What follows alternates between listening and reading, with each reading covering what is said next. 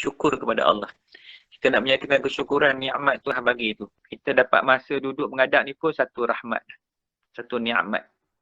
Bukan senang, bukan semua orang mampu nak duduk daripada pukul 9.30 sampai 10.30 sampai 10.45 ni bukan senang. Panas punggung tu, bangkit kulu-kile kan. Tengok zikir panjang-panjang. Ni pendek ni. Zikir ni pendek. Orang soleh beribadat. Imam Syafi'i daripada Al-Fatihah Isyak beribadat sampai subuh. Dengan satu wuduk je. Wuduk Isyak sampai subuh. Terbayangkan tengok orang berzikir. Kita ambil sejam pun tak mampu nak zikir. Kan? Ulama zikir berjam-jam. Jadi kita kena ubah perangai kita tu. Sikap kita. Semua kena ubah. Kan? Kita nak jadi orang soleh kan nak jadi orang yang macam mana ke? Kalau nak jadi orang soleh kita ikut akhlak-akhlak orang yang soleh. Orang yang beriman kepada Allah. Sebab Allah tak jamin orang yang jahil ni ke dalam syurga. Kita mengaku kita umat Muhammad. Tapi kita tak nak ikut Muhammad. Kenapa? Nabi Muhammad lagi banyak beramal. Kok tak lalu nak ikut? Kita ikut ulama apa kita dah tak lalu nak ikut dah. Ni kena buang. Perangai kita semua nak kena buang. Yang mana yang buruk-buruk tu buang lah. Dah tua dah yang setengah ni. Yang ramai saya dalam ni grup dia tua-tua tinggal ni. Yang muda-muda tak ramai nak ikut. Yang muda-muda duduk sonok main wifi. Tengok FB. Kan? Tapi tak apalah. Memang dah jadi adat lah. Kalau kat masjid pun tinggal tua-tua je. Baik. So jadi. Kena ubah. It's the right time to. Abang kata. Kita nak hijrah. Daripada malas. Kan? Daripada malas kepada beramal. Bukan lama pun. Bila kita baca ni tadi, berapa ramai yang orang mata layu. Mata layu yang dah terlelap, tak sedar apa ada dah. Punya kuatnya iblisnya. Itulah kata iblis tu kalau ambil macam api tu, tok bawah pelupuk mata tu tongkat. Sampai macam itu, punya tak tahannya. Habis je zikir je, tengok handphonenya, buka handphone tengok WhatsApp je, tengok FB, terbeliak macam mata sampai ke pagi boleh. Nampak tak? Punya kuat tak iblis kita. Memang iblis suka. Iblis bukan suka kita zikir. Macam malam ni. Macam-macam rasa. Kita nak mula zikir ni. Rasa kalau kata orang pihak tu lebih ribu dah. Panas lah, tak senang duduk lah. Kan? Kalau boleh nak cepat-cepat habis. Nak rehat, nak tidur. Rugilah. Kan? Kita tak tahu lagi bila nak dapat peluang macam ni. Ini satu rahmat. Allah bagi itu kata Nabi kata satu rahmat bagi orang mukmin. Siapa yang dapat rahmat? Yang mengambil masa keadaan tu untuk beribadat kepada Allah. Itu rahmat dia. Kalau hidup hanyut, lara, tak tahu hala, melila, merata tu, itu bukannya rahmat, tu bala nama dia. Itu musibah. Ini yang kita nak kena bagi fokus sikit. Man. Jadi kita, itu kata rahmat, kita patut syukur kepada Allah kerana Allah bagi kita ruang. Masa ni bukan senang ni. Kalau Allah tak gerak kita, kalau Allah tak gerak kita, tak gerak hati kita malam ni, kita takkan mampu untuk nak duduk bersama-sama pada malam ni. Betul tak? Ni persoalan dia. So jadi, itu yang saya kata tadi, ini sebab tu kita kena syukur kita kepada Allah. Kan? Allah bagi kita peluang malam ni kan untuk duduk bersama-sama ni. Duduk bersama-sama kita nak berzikir ni. Kalau bukan Allah yang menggerak kita tu, kita tak mampu duduk. Kenapa ramai orang yang tak masuk dalam grup ni? Sebab Allah tak gerak mereka. Mungkin ada hal kan dan sebagainya. Tapi alhamdulillah, kita syukur dah. Dah berapa malam dah kita buat? Tak ingat, 9 ke 10 ke malam ni? 9 ke? Nak habis 9 malam ni berjenuh. Tu kalau saya kata okey kita nak buat 40 hari. Lari, ramai lari. Tapi yang mana yang dah nekat dah azam dah. Hidup mati aku akan buat. Itu lain. Orang macam ni yang akan berjaya pergi ke depan. Kita ni umpama panjat gunung Everest lah. Masa pergi panjat tu ada 5 biji bas. Sampai ke atas sekarang 6 orang 7 orang yang sampai ke puncak tu. Macam tu lah perjalanan kita. Siapa yang tahan yang sabar je akan sampai kepada Allah SWT. Yang lain tu tinggal gitu. Lara, habis hanyut gitu. So alhamdulillah. So jadi kita dah lepas tadi. Saya nak itulah yang nak beritahu tadi tentang kenapa kena istiqamah zikir ni. Kalau buat seseorang, saya rasa kalau salam Syekh Abdul Qadir Jilani itu 100 untuk sampai dah. 10 kali rasa letih dah. Sedangkan dia ada satu kafiat. Bagi yang mana mengaku menjadi murid bagi dia, tadi yang mana yang dia bertalqin tu, yang bersyahadah sama-sama tadi itu. Maka malam ni, malam Jumaat. Jadi, bolehlah buat amal solat hajat 12 rakaat, 6 salam. Kemudian habis salam tu, baca salam Syekh tu tadi 1000 kali. Allah Ustaz. 100 kali ramai-ramai aku rasa dah letih benar rasa nak buat. 1000 kali ya. Kalau ada hajat. Sebab itulah bila kita dekat dengan guru kita tu dekat dengan Rasul dekat dengan Allah. Maka kita juga dekat dengan Allah. Tu sebab dia ada kaifiat dia bacaan tu. Bila bacaan tu sebanyak 1000 kali tu. Tapi kalau tak larat, tak apalah, buat malam ni buat 2 rakaat. Tak larat lagi, tak apalah. Macam ni. Buat 2 rakaat. Buat 2 rakaat tu bagi salah 100 kali. Try tengok dulu. Esok malam-malam buat pula. Minggu depan buat lagi, tambah sikit lagi. Macam tu. Ini kita latih untuk meningkatkan kualiti iman kita. Okey, baik. So, jadi kita tengok slide yang pertama tu. Slide pertama ni. Ni yang cerita dengan keimanan ni. Macam mana kita nak kembali balik kepada beriman. Jadi kita lihat dalam ayat Quran pertama tu. Disebut, tajuk dia tu siapa penjaga kita.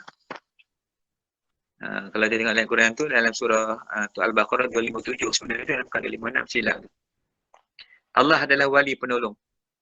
Allahu waliyul lazi na'amanu yukhriju minadh dhulumati ilan nur. Allah adalah wali penolong bagi orang yang beriman. Allah mengeluarkan mereka dari kegelapan kepada cahaya. Minadh dhulumati ilan nur. Siapa yang mengeluarkan? Allah wali. Maka bagi kita ni manusia ni cukuplah Allah sebagai penolong kita. Tak payahlah duk ambil orang bukan. Ambil yang bukan. Allah tu sebagai penolong kita. Allah yang menolong kita. Maknanya orang yang berusaha yang ingin untuk membersihkan diri daripada kufur maksiat, maka untuk kembali kepada yang beriman. So Allah kata Allahu waliyul ladzina amanu. Allah penolong bagi orang yang beriman. Siapakah orang yang beriman? Orang yang beriman yang kita sebut-sebut malam ni, yang itulah orang yang mukmin. Kan? Orang mukmin, orang Islam tu dah betul cantik dah Islam. Dia kena naik jadi mukmin. Kena naik jadi mukmin, kena beriman kepada Allah. Yang kita dah sebut dah sebelum ni.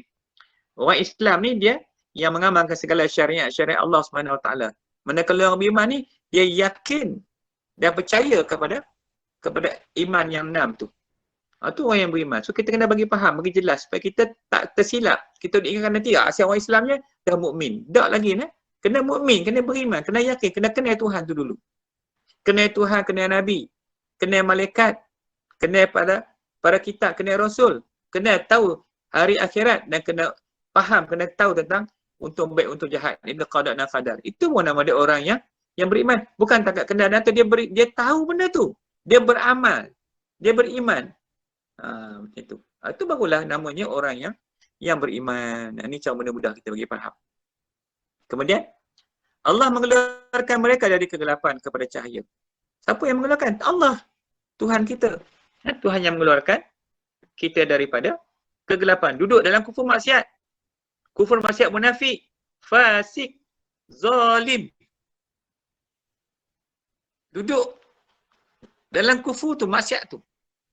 Kepada siapa? Kepada iman dan taat. Apa iman dan taat? Taqwa ilallah kita. Duduk. Letak kita tempat mulia tu. Siapa yang keluar? Allah.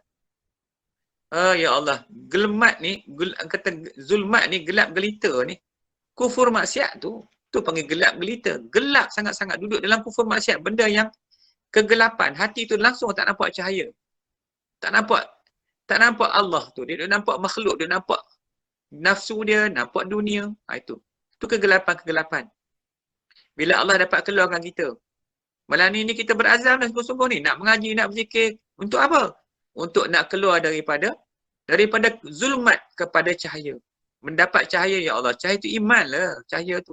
Petunjuk ilahiyah daripada Allah SWT. Bila Allah beri petunjuk, Allah beri hidayah kepada kita, maka kita kembali kepada Allah balik. Itu tanda orang yang beriman kepada Allah. Kan? Kalau tengok orang kafir pula, dan orang-orang kafir itu penolong mereka adalah siapa? Taghut. Taghut terbalik pula, mengeluarkan daripada cahaya kepada kegelapan. Dah elok-elok dalam cahaya, dikeluarkan kepada duduk dalam benda maksiat. Dulu beriman dah sekejap. Kawan dengan iblis, keluar habis turun. Ikut iblis ni memang dia tak lah ni macam musim-musim COVID ni. Iblis suka sangat lah nak sesatkan kita manusia ni. Tu dia bagi kita takut. Hari-hari dengar sana COVID, sini COVID. Kita pun heran, banyak mana COVID kat Malaysia ni. Pergi Thailand, pergi Singapura dah kurang, pergi Brunei dah hampir tak ada COVID dah. Kan? Tiba-tiba sini dia naik beria-ria naik. Masuk hospital je COVID. Masuk hospital COVID, kita pening kepala dah dengar pasal COVID ni. Ya ke COVID ni sungguh macam tu ke? Kita tak tahu.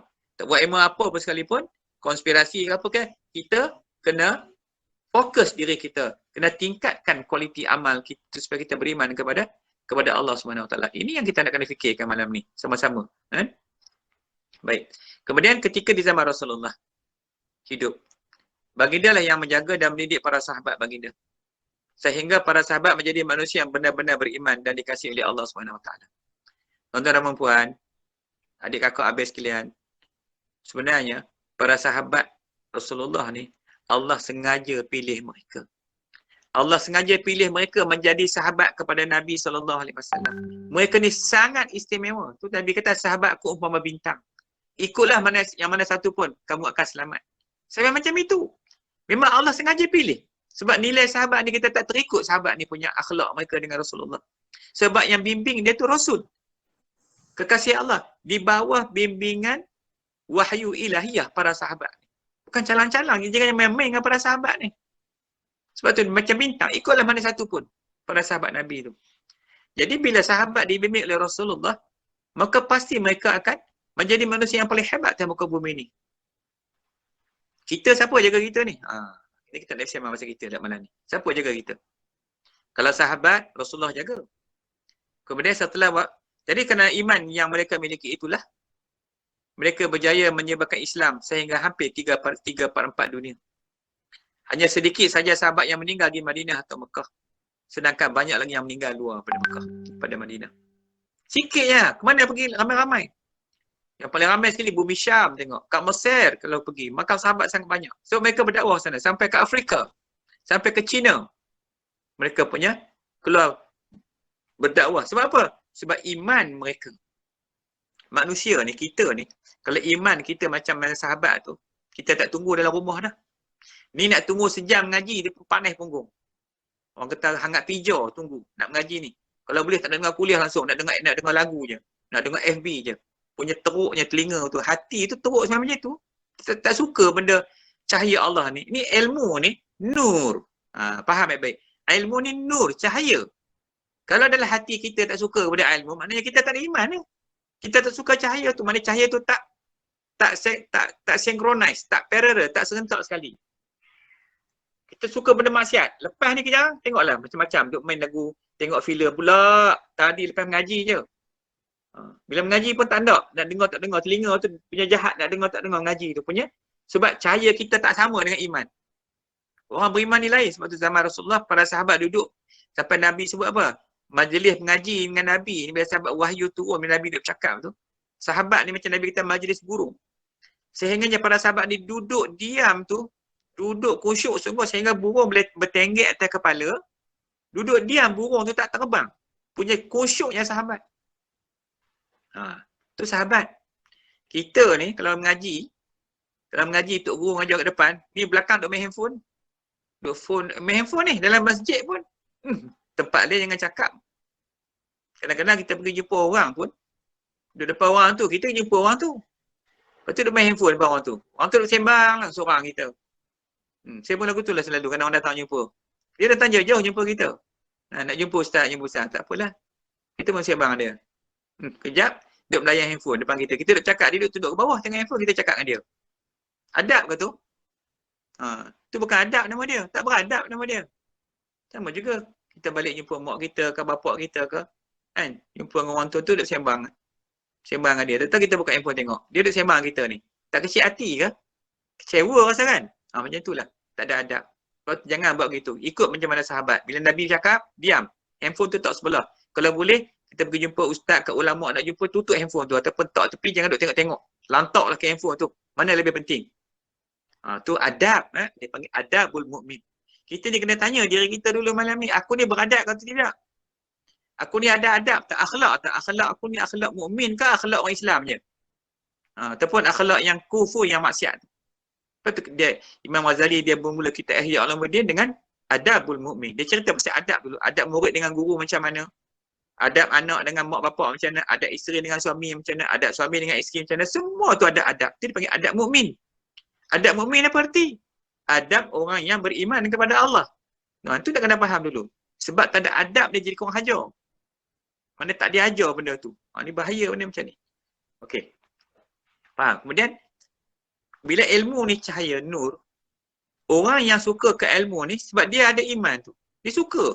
Bila dia suka, bila mengaji tu dia rasa nikmat. Dia rasa lazat mengaji. Ni kalau mengaji macam ni, pukul jam ke apa dah? 10.30 dah. Mata tu nak tidur je. Kan? Jenuh, tahan. Tak saya lepas ni buka TV. Tengok filem dan TV tu. Terbeliak je mata sampai 1 pagi kan boleh tahan lagi. Tu dia. Tu iman apa tak tahu lah macam tu.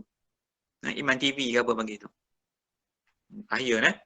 Baik. Kemudian Rasulullah bukan saja mendidik para sahabat pada jasmani mereka, tetapi juga rohani mereka. Sebab itulah Allah sengaja memilih para sahabat ni untuk diteladani sebagai apa? Sebagai uswatun hasanah. Contoh terbaik untuk kita. So jadi kita kena jadikan para sahabat tu sebagai contoh sebagai contoh yang kita boleh ikut, kita boleh belajar tengok macam mana sahabat-sahabat ni duduk dengan Rasulullah, kita tengok kan. Macam tu. Benda ni sangat penting. Okey, baik. Kemudian sekarang ni bahagian kita pula. Siapa pula jaga kita? Para sahabat Nabi jaga. Ya ke ni? Betul kan Nabi jaga para sahabat? Iyalah zaman Rasulullah. Siapa yang didik sahabat? Bertanya balik. Ni persoalan yang kita terlepas pandang. Rasulullah yang didik sahabat kan? Tengah-tengah kita dalam hadis. Tengok. Hadis riwayat siapa dia? Riwayat oleh Abu Hurairah. Riwayat oleh Aisyah. Tengok sahabat-sahabat tu. Mana sahabat tu duduk di bawah tarbiyah Nabi SAW. Nabi bukan tarbiyah jasmani saja, malah rohani para sahabat juga ditarbiyah. Sehingga para sahabat dapat kembali kepada Allah. Balik naik kata langit tempat alam lahut. Itu cerita para sahabat. Yang tu cakap jelas. Kemudian setelah Rasulullah wafat, apa jadi kepada para sahabat? Mereka pula menjadi mursyid pula, menjadi guru kepada para tabi'in, iaitu yang selepas sahabat dipanggil tabi'in. Kemudian selepas sahabat pula meninggal, tinggal tabi'in. Tabi'in pula didik tabi'ut tabi'in pula. Sampailah zaman para ulama' tu. Sampai zaman Imam Abu Hanifah. Abu Hanifah pula didik siapa dia? Imam Malik. Imam Malik pula didik Imam Syafi'i. Imam Syafi'i pula didik Imam Ahmad bin Hanbal. Ramai lagi lah. Kalau kita tengok macam mana mereka ni menjadi pemimpin kepada yang di bawah mereka. Dan orang-orang yang alim, yang soleh ni, mereka semua ada guru-guru mereka. Sampai kepada kita, Rasulullah wafat, siapa nak jaga lagi? Kita bukan ada Nabi dah. Maka sebab itulah Nabi pun sebut al-ulama warasatul anbiya. Ulama tu adalah pewaris para Nabi. Maka siapa nak jaga kita? Maka kembalilah kepada para ulama. Maka kita kena cari guru mursyid, kena cari ulama. Sebab mereka ni adalah orang-orang yang diamanahkan oleh Allah. Orang-orang yang dipilih oleh Allah. Dan mereka ni ulama ni disebut oleh Allah di dalam Al-Quran. Para wali disebut oleh Allah di dalam Al-Quran. Maka mereka ni lah sebagai manusia yang kita kena ikut sebagai mursyid kita. Bila kita tak ada guru, tak ada mursyid, siapa nak jaga kita? Ni yang jadi huru-hara hari ni kita ni, sebab tak ada orang jaga kita lah ni. Duk berasa kita boleh jaga kita sendiri. Kita jaga, tu jadi kaca bilau tu. Kita jaga, kita patut Allah jaga kita. Barulah betul sebab Allah tu penolong. Jadi begitu. Semalam kita dah cakap dah tentang baca ayatul kursi. Allah akan pelihara kita. Kalau baca pagi sampai petang, Tuhan jaga kita. Maka penjagaan Allah itu termasuklah. Dan sekarang musim COVID macam ni. Kita bacalah pagi-pagi dah mula dah dengan ayatul kursi. Lepas semayang baca dah. Sekarang baca lagi 7 kali ke 10 kali kan nak pergi kerja. Baca. Kita minta berlindung kepada Allah. Pandang Allah kota diri kita tu. Jaga keselamatan kita masa kita keluar bekerja dan sebagainya. Ini tak ada apa jaga pun. Keluar motor pro pergi. Naik kereta pro pergi. Apa pun tak boleh. Tak boleh. Nak kena ke tak kena itu soal lain. Tapi kita kena berdoa kepada Allah. Kena jaga diri kita, keselamatan kita tu. Okey, baik. So jadi, apabila kita tak ada mursyid, maka iblislah datang. Iblislah datang jadi guru kita. Iblis cukup cari orang yang tak ada untuk guru. Maka seperti Iblis kata, barang siapa yang tiada guru baginya, maka akulah guru baginya. Apa aku buat? Apa dia nak buat? Akan aku bimbing dia sampai jadi macam aku. Mana sesat macam Iblis. Sebab Iblis nak beramai-ramai masuk dalam neraka. Sebab tu hari tu kita dah sebut, Nabi kata orang orang yang kita ni bila keluar pada rumah tu, dua tunggu belakang pintu. Satu iblis, satu malaikat. Dia keluar pada rumah untuk pergi buat benda yang Allah suka, maka malaikat akan teman dia sampai dia balik ke rumah. Tapi kalau dia keluar rumah, pergi buat benda yang Allah tak suka, maka iblis bawa dia. Walaupun pakai segak, walaupun pakai kepiah ke apa ke, walaupun kalau perempuan pakai baju tutup aurat lah semua cantik, stokil apa pergi, tapi pergi buat kerja yang Allah tak suka, maka iblis teman dia. Sampai dia balik ke rumah balik, duduk dalam maksiat dengan Allah. Tu kalau tak ada guru, kalau tak ada mursyid, sebab tu kita kena ada mursyid supaya kita tak bersesat. Kena boleh membezakan antara yang jahat dengan yang baik, yang maksiat dengan yang kebajikan. Baik, sebab itulah hari ini kita lihat ringkasnya. Umat Islam hampir binasa dan jadi seperti buih. Pasal apa? Pasal dah tak ada khalifah dah. Dah ada khalifah, kita tak ada satu. Yang menjaga kita pun tak ada. Mursyid jaga kita pun dah tak ada dah. Bukan sebab itulah ketika di Baghdad dihancurkan oleh Hulagu Khan, kerajaan Mongol, Hulagu Khan tu, selepas binasanya, hancurnya di Baghdad tu, sehingga je habis dibakarnya kitab-kitab, habis semua tu, bila Hulagu Khan berpijak atas mayat orang Islam, dia kata apa? Siapa lagi yang ni yang ada? Yang boleh cabar dia? Tak ada orang dah. Dia tanyalah cerita dia, kita cerita lain. Kemudian, selepas kejatuhan, keruntuhan kerajaan Baghdad itu, maka para soleh, para awliya, para wali yang ada lagi, mereka membinakan zawiyah-zawiyah dan ribat. Zawiyah ni untuk apa? Untuk bina balik, untuk letak balik, kumpul balik manusia-manusia yang ada ni, tarbiyah balik cara sufi, cara dengan mengamalkan tarekat dan sebagainya, sehingga kerajaan Baghdad naik kembali, sehingga baru ni lah diruntuhkan balik tu oleh Amerika dan sekutu-sekutu dan Dajjal la'natullahi alaihi. Ini benda ni berlaku macam ni. Okey. Maka kita perlu balik kepada penjaga kita, iaitu siapa dia? Ulama waris Nabi. Kena cari balik, kena rujuk balik pada para ulama yang menjadi warasatul anbiya. Kerana tanpa penjaga, umat Islam akan perang sama sendiri. Hari ni kita tengoklah kat parlimen tadi macam nak punya perang, ya kan? Sebab apa? Duduk hanyut dalam lautan kesesatan. Semua nak jadi Perdana Menteri, semua nak jadi pemerintah, tak kisah dah pasal akidah ke, pasal syariat ke, ubudiyah ke, apa benda tak peduli dah. Tu. Teruk dah. Teruk sangat dah. Baik. Jadi kita kena bertanya dan mencari para ulama ni, kerana mereka pewaris Nabi. Dan ada di sisi mereka itu kekuatan kalimat la ilaha illallah Muhammadur Rasulullah. Maka di sinilah para ulama mewarisi pusaka Rasulullah kerana mereka adalah pewaris kenabian. Dan bila Nabi dah tak ada, maka tugas itu diambil alih oleh para ulama. Bukan ulama su, bukan ulama politik. Itu kena ingat. Jadi tugas kita cari mereka, berguru dengan mereka. Sebab apa Nabi kata orang yang kasih kepada ulama seperti dia kasih kepada aku, kata Nabi. Orang yang benci kepada ulama seperti dia benci kepada aku. Inilah persoalan kita pada malam ini, sekadar nak bincangkan. Saya pernah cakap bab macam ni kan, sebab saya rasa benda-benda macam ni ramai orang tak faham. Orang ingat kita boleh ngaji sebab apa, duduk diam kat rumah, sembahyang, puasa, zakat, haji, kemudian keluar pergi rumah, pergi masjid, pergi kerja, balik rumah duduk saja, dah selesai. Tak boleh. Tak habis lagi tanggungjawab kita ni. Kerja kita ni tak habis lagi. Siapa yang menjaga kita ni? Kemudian ilmu yang kita ambil ni sampai ke Nabi ke tidak?